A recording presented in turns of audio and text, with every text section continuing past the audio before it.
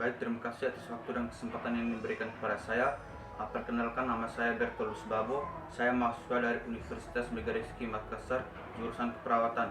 Di sini saya akan mempresentasikan tugas saya untuk memenuhi nilai saya. Terima kasih. Terima kasih atas waktu dan kesempatan yang diberikan kepada saya. Di sini saya akan menjelaskan tentang bagaimana sistem informasi yang ada di sebuah rumah sakit.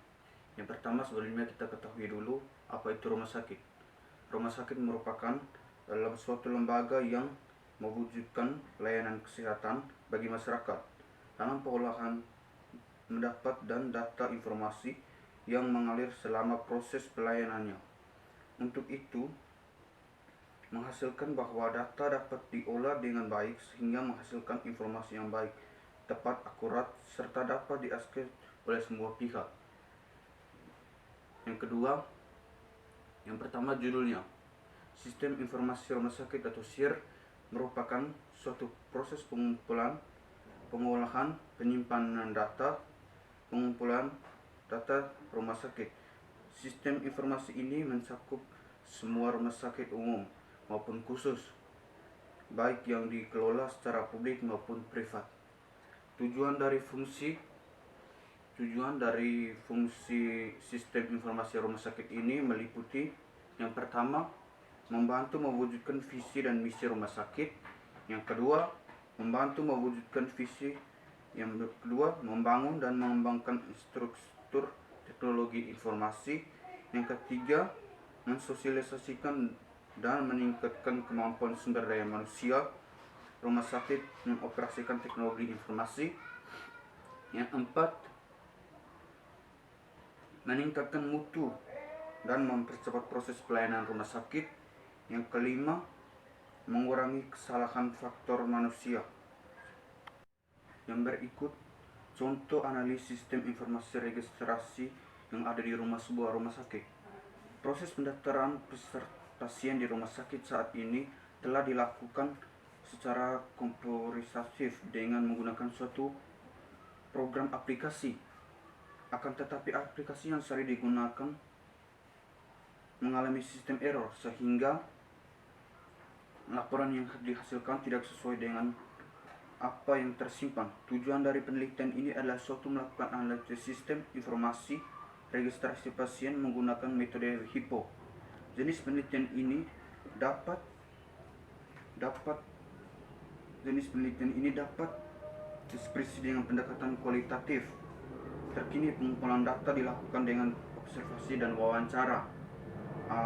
Selain memasukkan data pasien ke dalam sistem, petugas pendaftaran juga mencatat pasien pada buku registrasi pasien.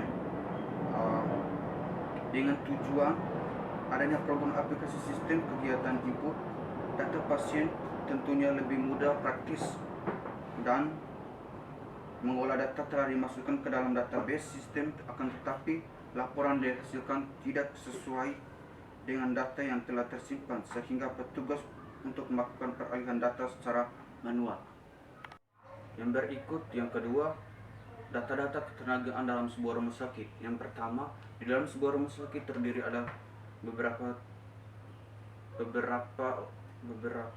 sistem atau beberapa aspek yang dapat membantu sebuah ketenagaan dalam sebuah rumah sakit. Yang pertama, ada sistem tenaga kebidanan, ada bagian perawatan, ada di bagian radiologi, ada bagian instalasi farmasi, ada di bagian IGD, ada di bagian di rekam medik, ada pun di farmasi, ada patologi, pembedahan, rehabilitas medik, keluarga pelayanan kesehatan khusus jiwa, ada cara patologi gigi dan mulut. Yang berikut, yang ketiga, data pelayanan rumah sakit. Di dalam sebuah rumah sakit terdiri data pelayanan rumah sakit. Yang pertama, ada pelayanan gawat darurat.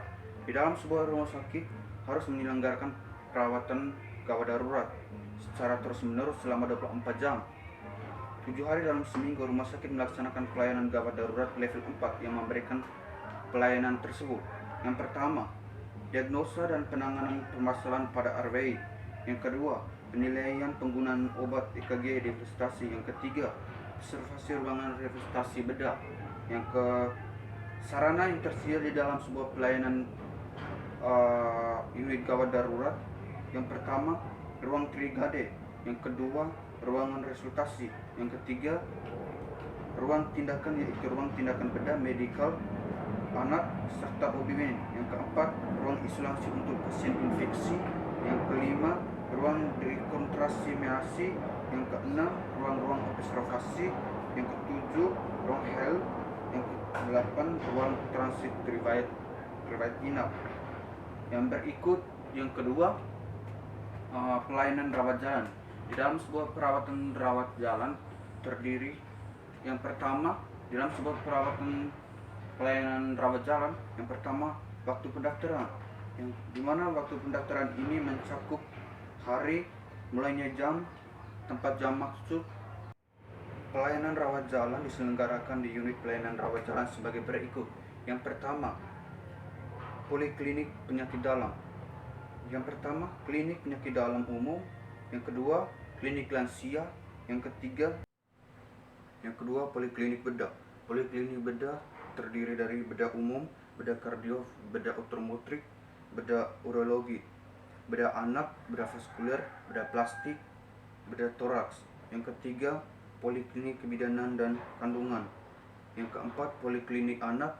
Di poliklinik anak terdiri dari kesehatan anak umum, kardiologi, instalosi, infeksi, kardiologi, energi imunologi.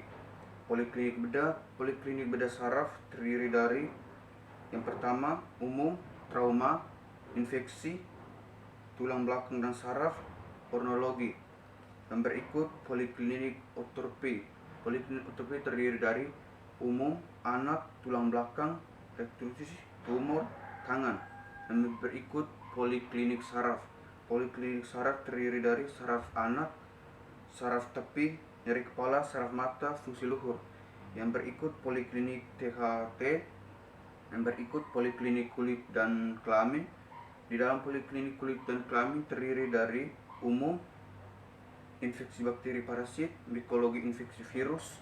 Yang berikut, poliklinik kedokteran jiwa. Di dalam poliklinik kedokteran jiwa terdiri dari umum, psikiatris dewasa, psikiatris anak dan remaja.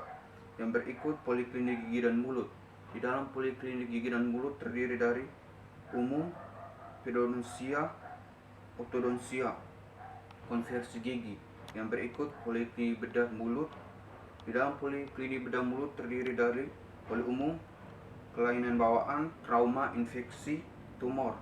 Yang berikut, ada klinik mata. Yang berikut, ada klinik anestesi, ada klinik konsultasi gizi, klinik pegawai, klinik ICU. Yang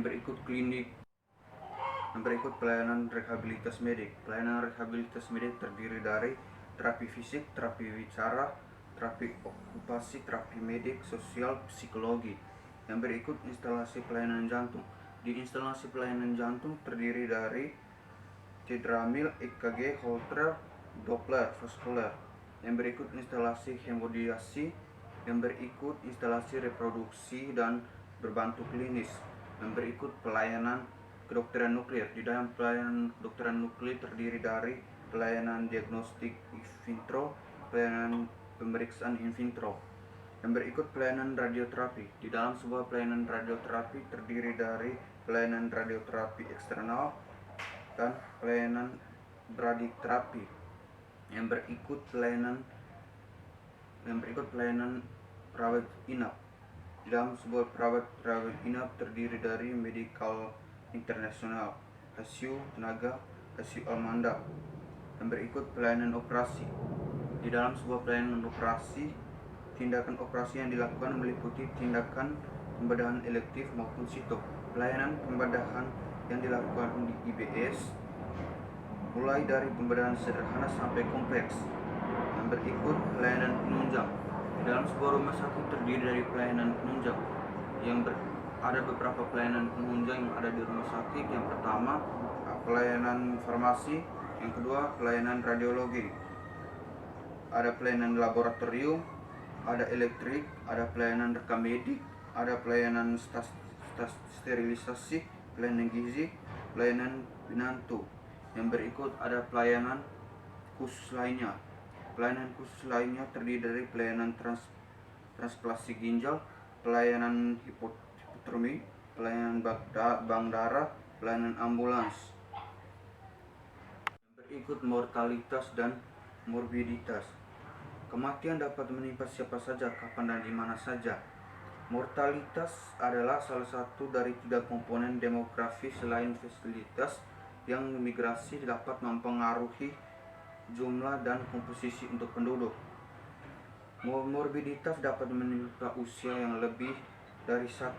Kali ini selanjutnya rangkaian morbiditas yang sering disebut morbiditas kompetitif yang akhirnya